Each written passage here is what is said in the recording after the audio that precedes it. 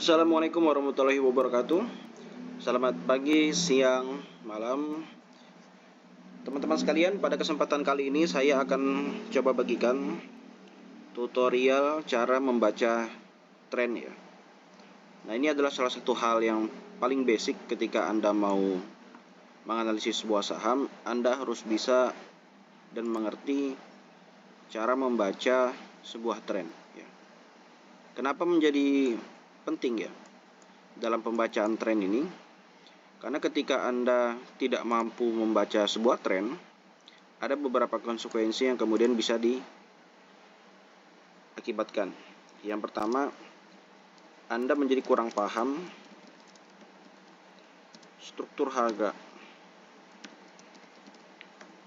Dua, Anda kesulitan menentukan apakah buy atau sell. Dan ini yang paling umum dirasakan ya. Lalu yang ketiga, kesulitan dalam menentukan support dan resistance. Nah, support dan resistance ini akan saya jelaskan lebih rinci dalam video selanjutnya ya. Tetapi pembahasan mengenai support dan resistance ini sudah saya sediakan bahan bacaannya atau materinya di Stockbit saya. Silahkan Anda akses Stockbit saya dengan username Faisal Wibawa. Username-nya Faisal Wibawa. Anda cari aja di Stockbit. Itu lengkap semuanya, rangkumannya dari bab 1 sampai bab terakhir saya bahas. Semuanya saya masukkan di sana, termasuk link-link video dari YouTube ini. Jadi Anda nggak perlu repot-repot buka YouTube terus cari lagi, enggak ya, karena sudah terhubung antara materi dengan link videonya. Oke. Ini mohon izin untuk saya hapus dulu ya. Ini mohon maaf ya Bapak Ibu Mas Mbak sekalian kalau suaranya mungkin kurang besar ya, karena saya cuma pakai mic dari laptop saja. Oke. Nah, inilah kemudian tadi kendala-kendalanya kalau Anda gagal membaca sebuah tren. Oke. Sederhana sekali ya, karena videonya juga akan singkat ya, dan mudah memang materinya. Sekarang kita akan bahas tren itu ada berapa jenis sih di saham ya. Tren sendiri terdiri dari 3 jenis tren ya. Jadi ada uptrend atau tren naik, ada sideways trend, mendatar ya, dan downtrend. Oke. Anda hanya perlu mengetahui 3 jenis ini saja ya. Nah, sekarang kita akan belajar bagaimana sih pola dari uptrend, sideways, dan downtrend.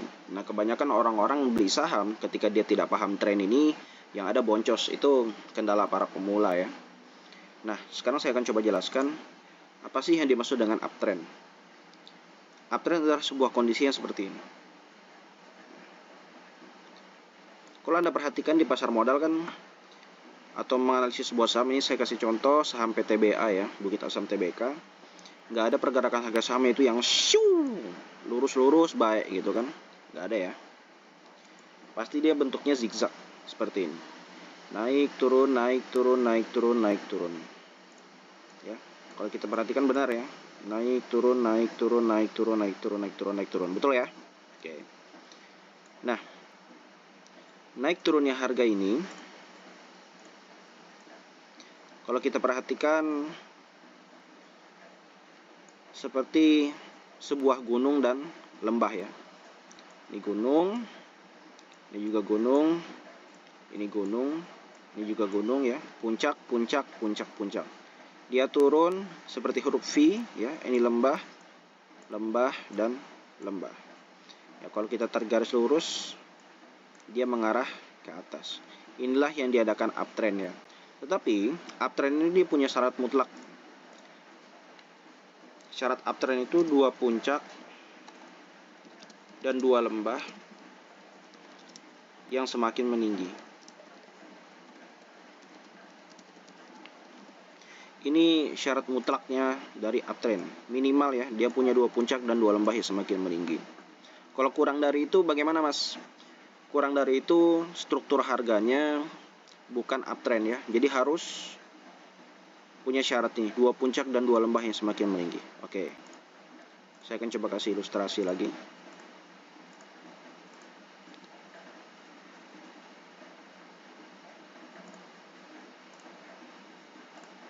Kita hapus dulu.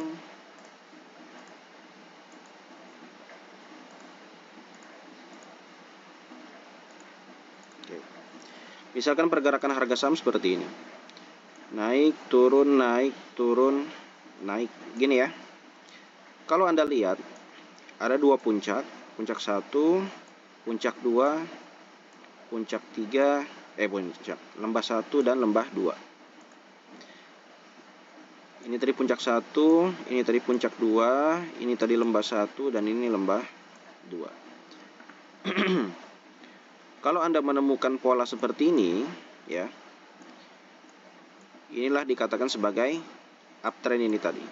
Nah, ketika uptrend, ya, barulah Anda punya optimistis dan probabilities untuk bisa melakukan transaksi beli, ya. Jadi Anda beli pada saat harganya uptrend. Dasar logikanya apa? Contoh orang beli emas. Orang itu kan beli emas dengan harapan nilainya kan naik ya di masa depan. Masa iya orang beli emas dengan harapan nilainya turun di masa depan, apalagi nilainya stagnan ya, sideways. Masa iya orang beli saham kalau nggak nilai asetnya mendatar, turun terus, kan nggak masuk di akal ya. Pasti Anda beli aset seperti emas misalkan dengan harapan kondisinya naik terus gitu kan. Uptrend kondisinya. Nah, inilah yang kemudian mendasari logika. Kalau Anda mau beli aset, ya pastikan aset yang Anda beli itu dalam pergerakan harganya terapresiasi atau diapresiasi oleh para investor. Oke? Saya hapus dulu.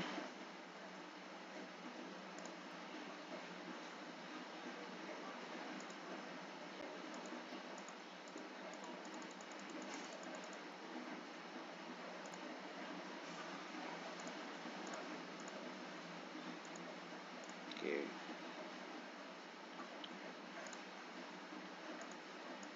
Kalau kita lihat contohnya, ya, contoh di gini. Ya, contoh yang bagus dari PTBA ya. Kalau kita gambar misalkan dari sini ya, dia naik, dia turun, dia naik, turun dikit, naik, turun, ya. Kita gambarnya pergerakan harganya set. Nah, ini kan Anda bisa lihat ya. Pola 1, ada puncak 1 ya. Ada puncak 2. Oke, puncaknya sudah ketemu. Ini ada lembah ya, karena dia turun, lembah 1, dan ini ada turun juga sebenarnya sedikit sini, tetapi yang sedikit ini kita tidak jadikan acuan ya. Cari yang signifikan lembahnya. Nah, ini lembah 2. Oke.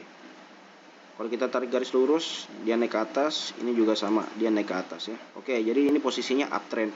Kalau sudah Anda ketemu struktur harga seperti ini ya, barulah Anda boleh mengambil ancang-ancang untuk melakukan aksi beli.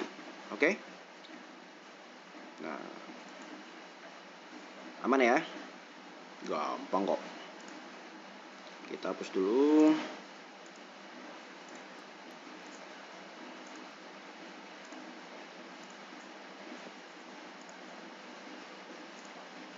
Oke. Oh, sorry. Oke, tadi kan uptrend ya. Kalau sideways-nya gimana, Mas? Kalau sideways itu paling gampang, ya. Dia bentuknya mendatar, gitu. Tidak juga membentuk 2 puncak dan 2 lembah yang semakin meninggi, ya. Pokoknya mendatar saja. Contohnya bagaimana sih?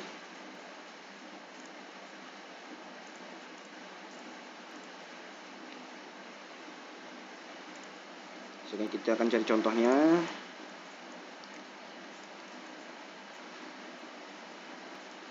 Ini contoh sideways. Nah, ini contoh sideways. Ini kan kalau kita lihat gambarnya ya. Nah, tidak beraturan. Nggak jelas. Terus kalau kita tarik garis lurus, dia seolah-olah terpantul ya, dari atas ke bawah, dari atas ke bawah, dari atas ke bawah, dari atas ke bawah. Gini. Inilah kemudian dikatakan sideways. Sideways ini tidak beraturan, ya. Nah, terus kalau downtrend gimana? Kalau downtrend kebalikannya dari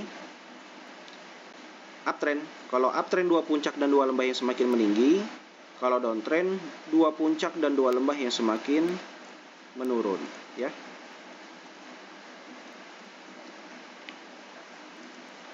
Nah, dan di sini contoh terdekatnya ada ya, pergerakan PTBA yang terbaru.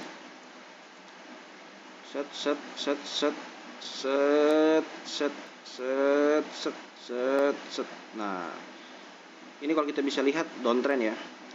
Kalau di sini masih sideways, kalau Anda perhatikan ya, karena dia tidak beraturan, cuma terpantul atas bawah atas bawah atas bawah. Kemudian barulah membentuk ada pola downtrendnya.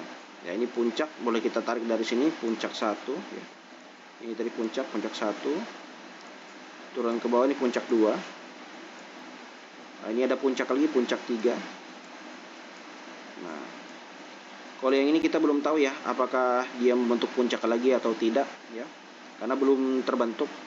Tapi di sini sudah ada lembah 1. Nah, di sini ada lembah 2. Dan di sini ada lembah 3. Nah, ini kalau kita tarik lurus-lurus, dia menurun ke bawah ya, dari atas ini. Nah, inilah teman-teman sekalian yang dinamakan dengan pola downtrend. Ketika pola downtrend ini terbentuk, ya Anda jangan coba-coba berani